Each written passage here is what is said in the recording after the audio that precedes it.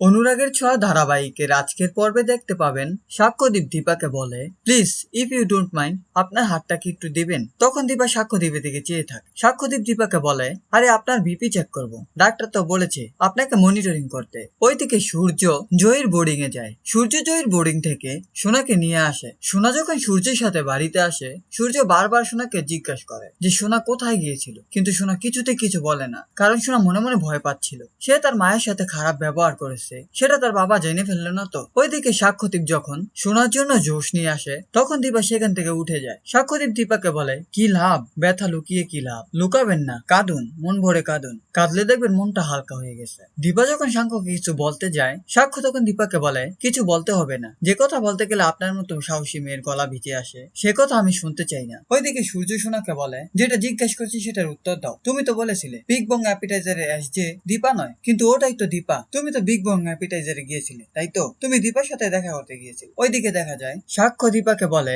কাল রেস্টুরেন্টের উদ্বোধনী অনুষ্ঠান, আপনাকে সেখানে থাকতে হবে। তারপরেই সাক্ষ্য বেশ কয়েকজনকে ইনভাইট করে দেয় রেস্টুরেন্টের উদ্বোধনী অনুষ্ঠানে থাকার জন্য। সাক্ষ্যদেব সূর্যকেও ইনভাইট করে। তখন সূর্য মনে মনে ভাবে, কাল যদি আমি উদ্বোধনী অনুষ্ঠানে থাকতে পারি, তাহলে দীপার সাথে আবার আমার দেখা হবে, তাহলে দীপার সাথে আমি অনেক কথাই বলতে পারবো। তারপর সূর্য যখন রেস্টুরেন্টে যায়, তখন সে দীপাকে বলে, দীপা তোমার সাথে আমার অনেক কথা আছে। তখন সেখানে সোনাও চলে আসে। ওইদিকে অন্যদিকে সোনাও তার বাবাকে কোথাও খুঁজে না পেয়ে বিগ বং অ্যাপিটাইজারে চলে আসে। দীপা যখন সোনাকে দেখে বলে, সোনা মা, তুই কেমন আছিস? তুই কেন আমাকে এত ঘৃণা করিস? কি দোষ করেছি আমি? তখন সেখানে রূপা এসে দীপার সোনার কথা শুনে বলে, তাহলে কি আমার মা বেঁচে আছে? তখন রূপা সোনাকে বলে, হিংসুকুটি, তুমি তোমার মাকে ঘৃণা করতে পারো, কিন্তু রূপার কাছে রূপার মা সব। এই ছিল অনুরাগের ছোঁয়া ধারাবাহিকের আজকের আপডেট। পরবর্তী আপডেট গুলো পেতে হলে চ্যানেলটি সাবস্ক্রাইব করে পাশেই থাকুন।